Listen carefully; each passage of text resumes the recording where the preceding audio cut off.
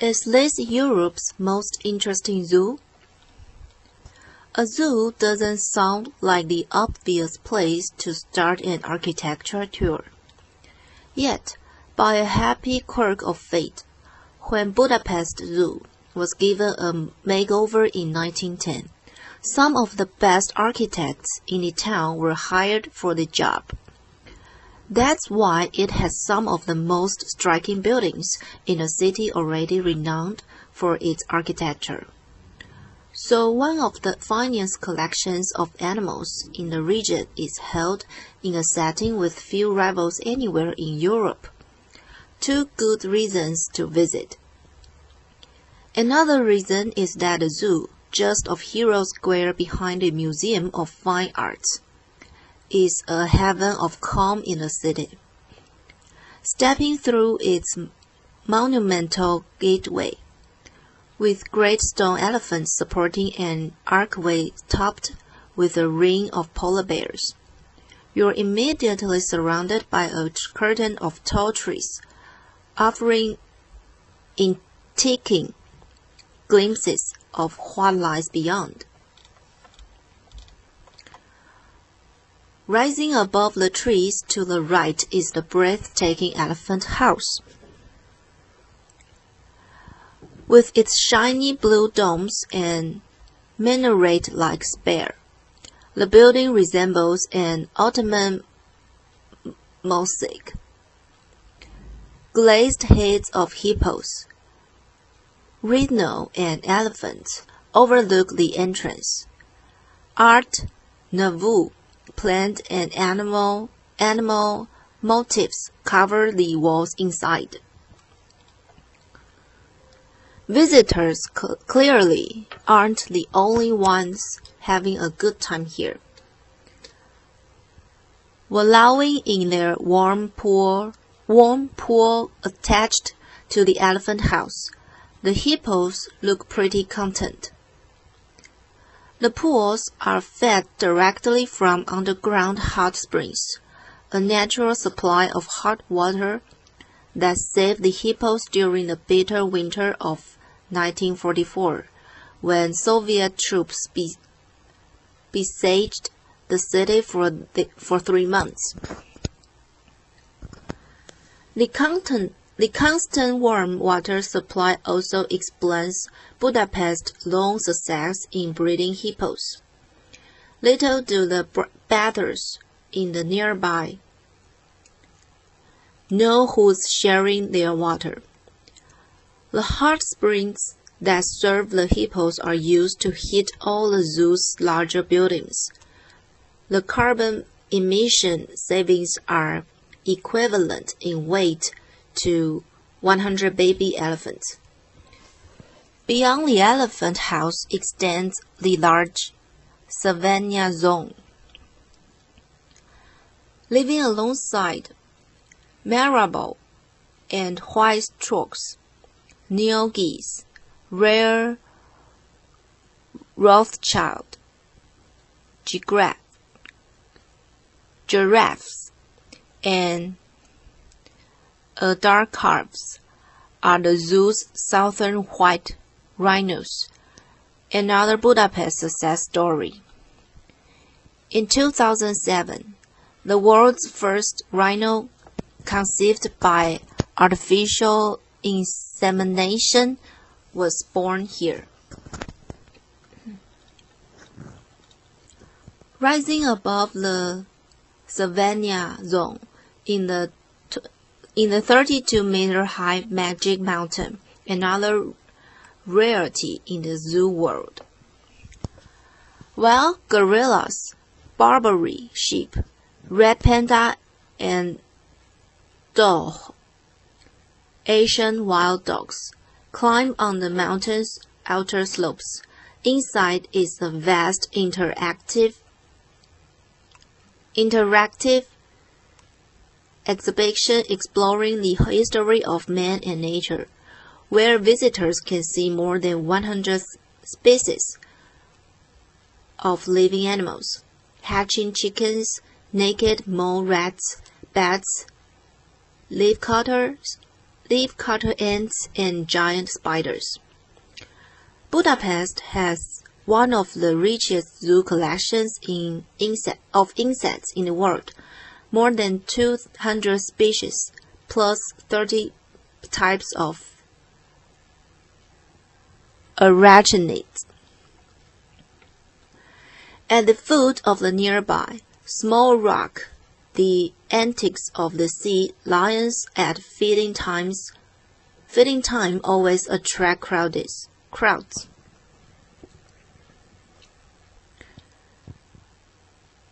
What's special here is the chance to see the polar bears having a swim.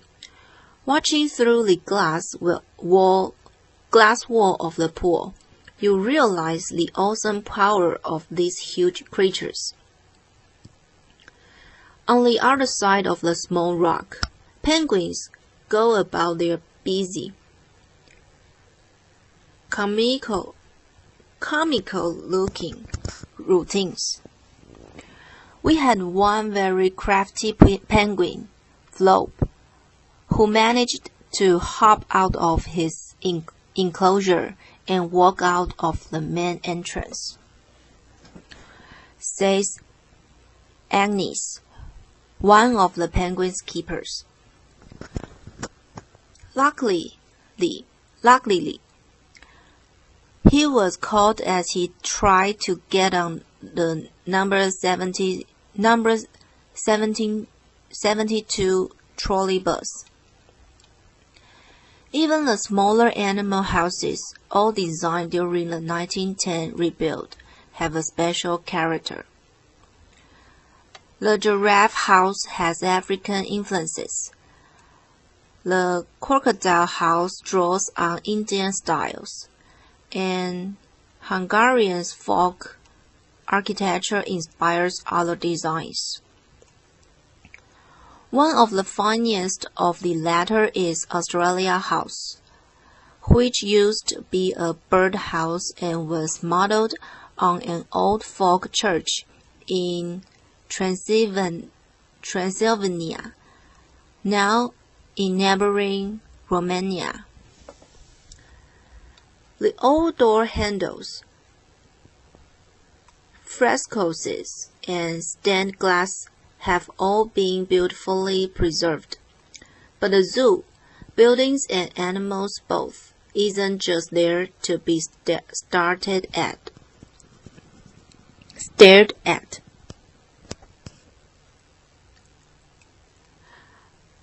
It houses projects such as saving the Hungarian meadow viper, imperial eagle, and griffon vulture in the wild.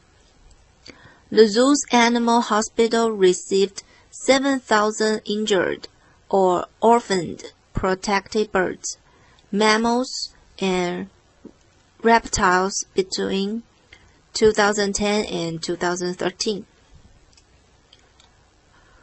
With up to 30% of the world's mammal, birds, and amphibia species threatened with extinction, zoos play a vital role in conservation, says Mikos Perseni, the zoo's director.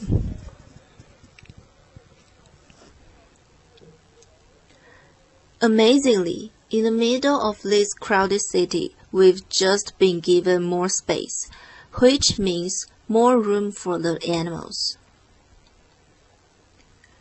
There's a strong Hungarian flavor in the peasant yard. At the far end of the zoo, here are rare Hungarian breeds, such as the corkscrew horned sheep, hairy Mangalica pigs, increasingly featuring on Hungarian restaurant menus, and Moody, a wonderfully scruffy Hungarian sheepdog.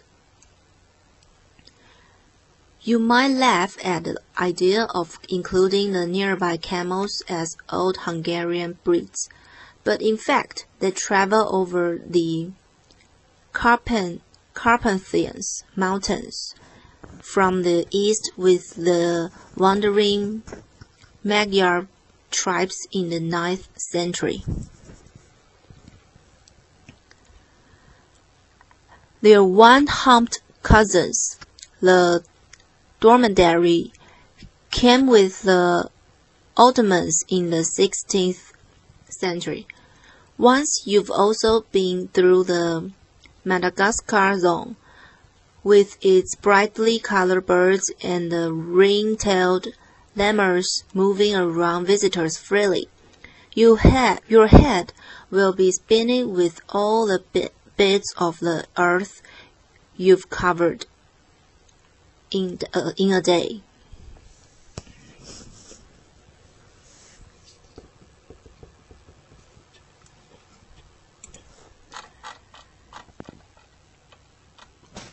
Seven ways to escape Christmas. Travel can be a nightmare. Christmas can be a nightmare.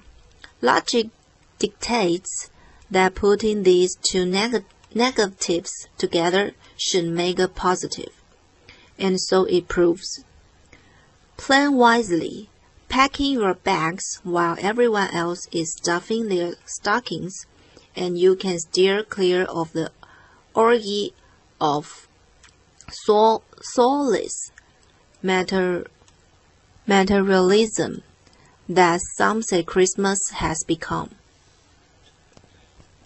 Just don't expect to get any present, or be surprised when your traveling companion introduces himself as Mr.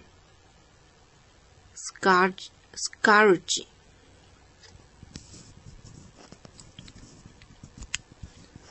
First, go to New Zealand. These days, one of the best ways to take a few hours out from modern life is to fly. With in-flight cell phone reception and free Wi-Fi still relatively rare on commercial flights, it's a rare chance to escape daily stresses. International aviation schedules keep going even over Christmas. So if you really want to spend December 25th out of the festive loop, there are few better ways than ascending to 30,000 feet. Because the pre-Christmas panic is over, tickets often become considerably cheaper. And the cheaper the fare, the longer the travel time. Admittedly, you'll be dependent on your fellow passengers, not trying to celebrate at altitude. But airline food will sap the festive spirit from even the most hardened traveler. New Zealand, thanks to its remote, for most of us, southern hemisphere location, makes an ideal destination as it's so far from everywhere else. It'll probably take you 24 hours to get there. Unless you live in New Zealand, in which case head to Spain. Second, go to a non-Christian country. Since Christmas in Christianity's biggest annual shindig, albeit one hijacked by commercialism in many countries. Another option is to head where both Christians and the pervasive forces of global commerce are confined to the sidelines. Morocco is a perennial favorite for Christmas avoiders, particularly as it also offers a warm escape from the plunging temperatures that merely serve to compound the misery of those who hate the holidays. Daytime temperatures can reach a pleasant 24 or 75. You could head to the ancient imperial city of Meraki, with its lively Denma Elfan square filled with musicians, dancers, apothecaries, and snake charmers.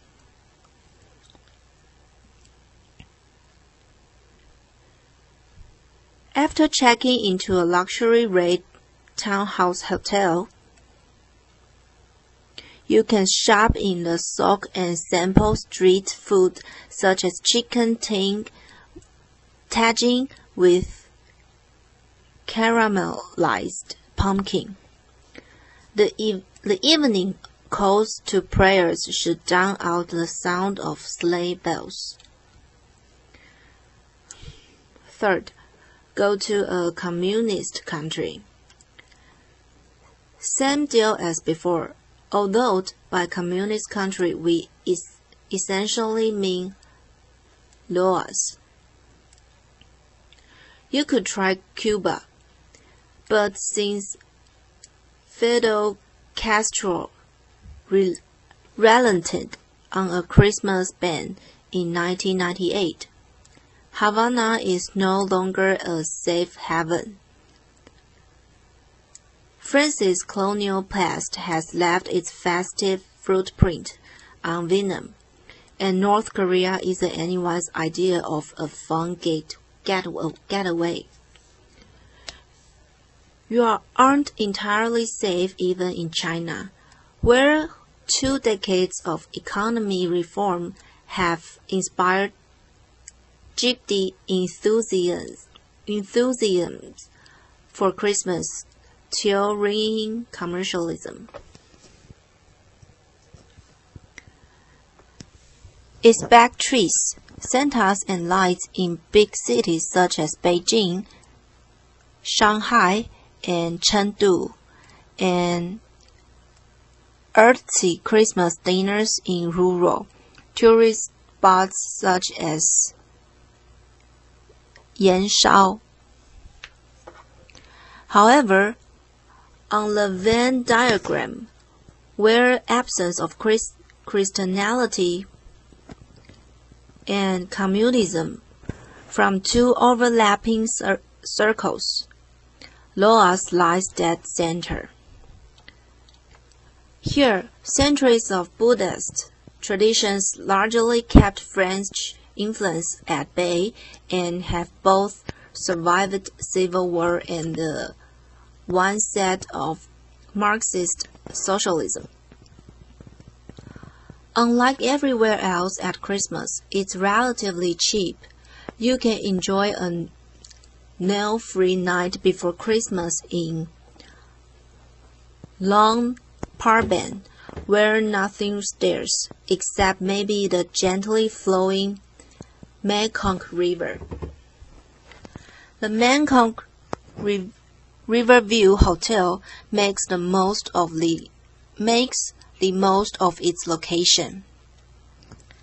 Fourth, retreat. If you are avoiding Christmas to spare your soul rather than your wallet from bankruptcy, perhaps the place for you is a retreat.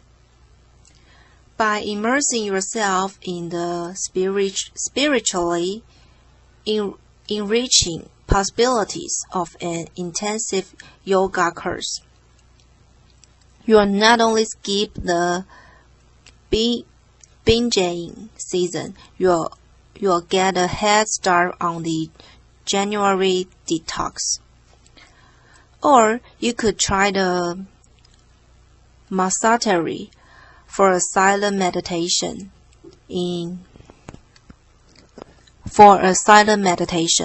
Absence of carol singers guaranteed. Fifth, go to a party town.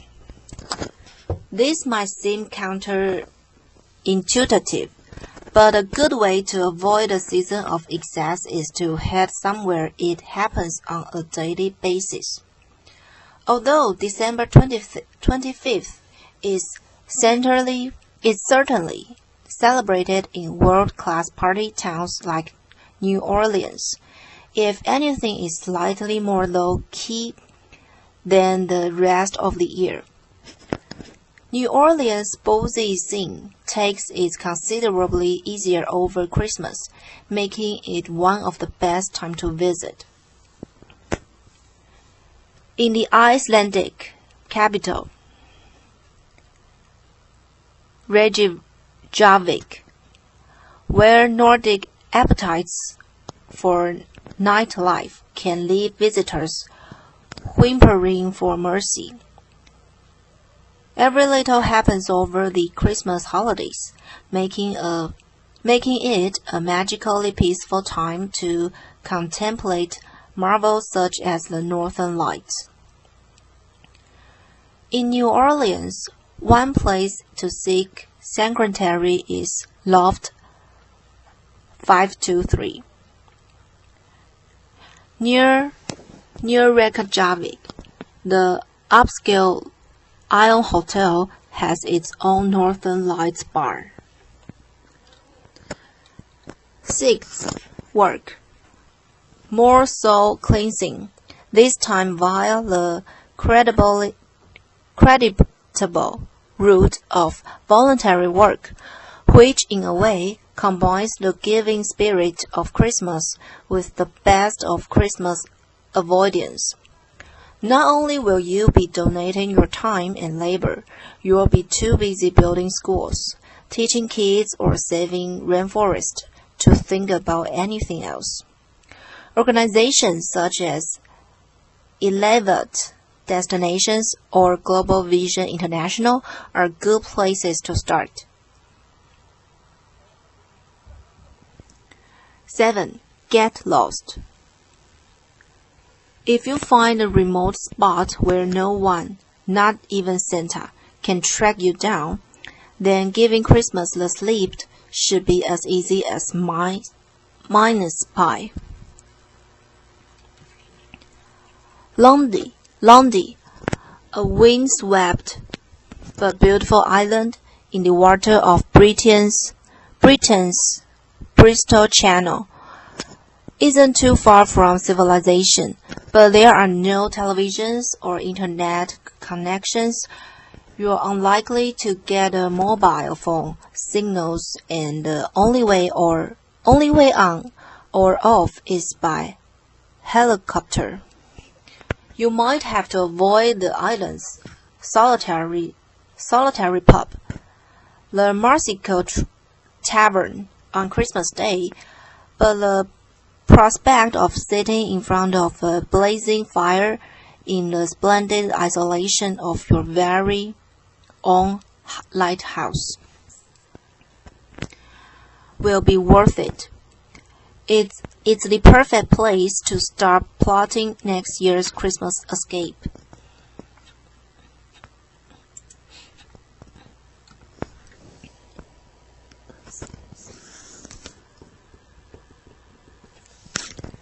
Ten things Canada does better than anywhere else. This story is part of the series highlighting superlatives of countries around the world. Click here for pieces on Italy, the United States, India, and South Korea, and watch for upcoming installments featuring other countries. Who wouldn't expect great things from the world's second largest landmass? This is a nation hardened enough prosperity, natural beauty, and crawling talent to serve a population 100 times its size. But Canada is more than elbow room, good roads, respected banks, promo posters of Mounties on horseback, sweet views of Niagara Falls, and tired media frenzies about the odd crack smoking mayor. This country could really brag about all the stuff that truly sets it apart. Not that it ever would. Self-effacing modesty is one of the more endearing Canadian virtues, along with these 10 national assets that really put the O in Canada. First, apologizing. It's not so easy to get a simple apology in most of the world. Being jostled in India, getting your foot stepped on in Greece, not having the door held open for you in Petropavlovsky, Kamchatsky. That's just all part of unrepentant life. In Canada, apologies happen constantly. Sorries flying in from all sides like swarms of fallible killer bees. Apologies are issued not just for some negligible mishap, but for actually having the gall to be on the receiving end of one. A Queen's University poll titled "Sorry, I'm Canadian" found that 90% of Canadians aged 18 to 25 will immediately apologize if a stranger bumps into them. But while it may be true that some of the ugliest bowels in Canada have been waged over whose souvenirs, travelers should be wary of such niceties. Notes another Canadian apologist. Sometimes we're actually expressing our sympathy for your shortcomings. Second, lakes and cottage country. Canada has more lakes than any other country, about 3 million. The province of Ontario alone contains about a third of the world's fresh water, spread over 250,000 lakes. No surprise that heading up to the lake is more than just a favorite national phrase. It's Canada's sacred version of lighting out for the territory. But with cottage furnished with Muskoka chairs, Cavalier canoes, and competing Jordan Lightfoot and Loon Matting call soundtracks. Recently, Ontario's prime lake district, Muskoka, got a nod from National Geographic Traveler as the top summer destination in the world. Well, yeah, it's beauty up there. Third, stand in movie locations. Even if you never set foot in Vancouver, Halifax, or those handful of cities in between, you've frequently been staring right at them without knowing it. Why? Because Hollywood loves making movies in Canada, big movies, while passing the settings of as New York City, Wyoming, ancient Persia, and ball of history's most ill-fated ocean liner. Basically anywhere else but Canada. If you've sat through The Incredible Hulk, you'll visit Tornado's Yonge Street at least via celluloid. Brokeback Mountain, that and the American West pardon its southern Alberta's Rocky Mountain country. Capote, you are not in Kansas, Dorothy, but Winnipeg. Twilight, Vancouver, Blades of Glory, Montreal. Titanic, much of it filmed off the coast of Halifax. And where in the world was Morgan Freeman's Shake in Unforgiven? Just up the road from Calgary in Drumheller Valley, a moonscape ship. Backcountry that's also passed for Egypt, Persia, Armenia, and East Africa in several film and TV productions. Fourth, air. In the recent national air quality study by the World Health Organization, Canada placed third for the cleanest air on the planet. Until the first and second places are covered in CNN Travels Better Than Anywhere Else series, we direct your breath to Canadian cities, which average is relatively pristine 13 micrograms of PM10 particles per cubic meter. Fifth, humor. Canadians are hilarious, sometimes even intentionally, as a disproportionate number of comic heavyweights like Jim Carrey, John Candy, Eugene Levy, Catherine O'Hara, Dan Aykroyd, Seth Rogen, Mike Myers, Phil Hartman, Andrea Martin, Michael Cera, Leslie Nielsen, and so many others have rapidly confirmed over the years. What makes Canadians so crazy funny? The subject has launched sociological studies, none of which are funny at all. But even if you never watched SCTV, can't name a single member of the kids in the hall, and weren't aware that SNL was created and produced by a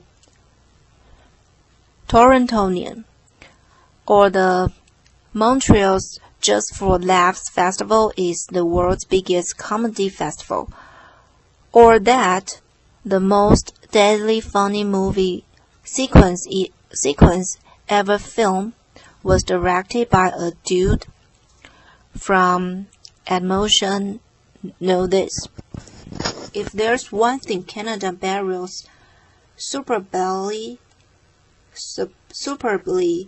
at home or abroad, for whatever boring reason, it's laughs. Chocolate bars.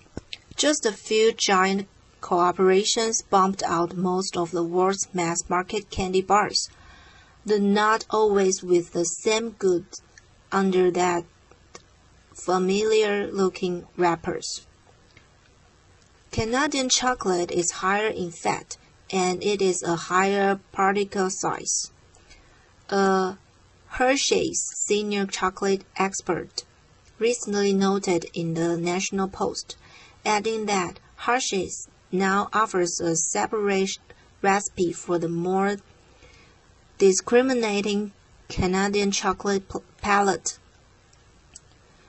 Americans tend to gravitate toward a little more of the grilltier or even cheesier flavor.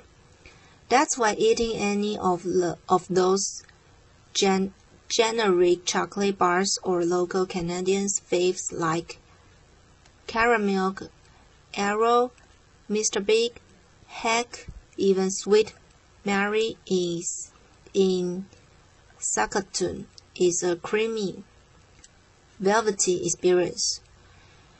And while a Kit Kat somewhere else is a gritty, cheesy polyglycerol polychinolate one. Ski country. Sitting across the border from Coronado, Utah, Wyoming, and Vermont would be intimidating to most country hawking their own powdery slopes. Not Canada, which boasts some of the best reason to haul your skis or snowboards a little farther north. In the west, there's Lake Louise, plunked right in gorgeous Banff National Park, and a ring of powder heavens throughout eastern British Columbia. Whistler Blackcomb is one of the world's leading ski resorts, getting a best in North America, not from Ski Magazine last year. In the east, there's Quebec's beer commercial fun Laurentins, where après-ski needs no translation. Heli skiing, that all started in the Canadian Bougaboos, which remains one of the best places to do it.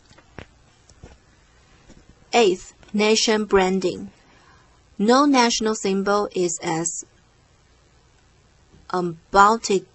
ubiquitous as Canada maple leaf.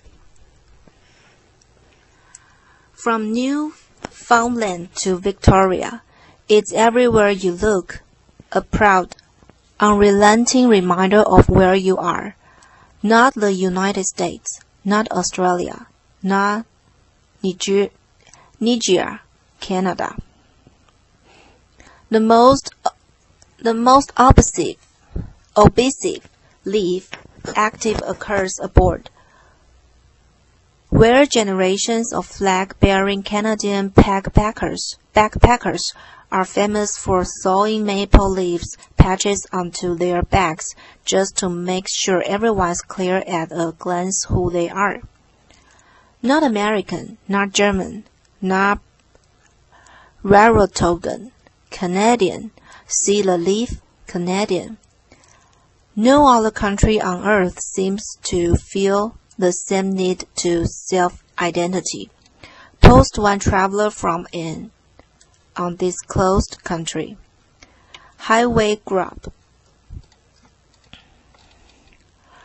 Road trips are all about the food, at least in places like Alberta or Manitoba, where nothing works up an appetite like hours of sedentary driving along some of the longest, straightest road known to non-Australian mankind, with nothing to do but count Petro-Canada stations and pull over for the best comfort food, grazing any rest stop. If you don't know these names, it's time to look beyond the golden arches. You can eat McNuggets,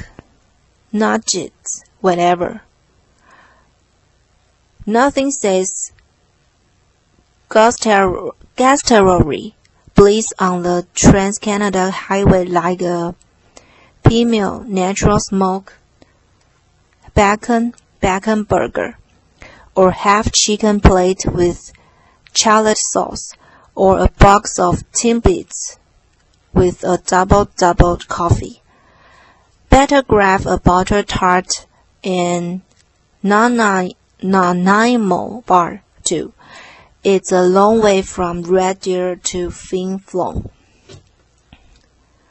10th, adorable terms and phrases, while you'll be hard-pressed to find a real-life tug-wearing local who's ever called someone a hoser or told them to take off.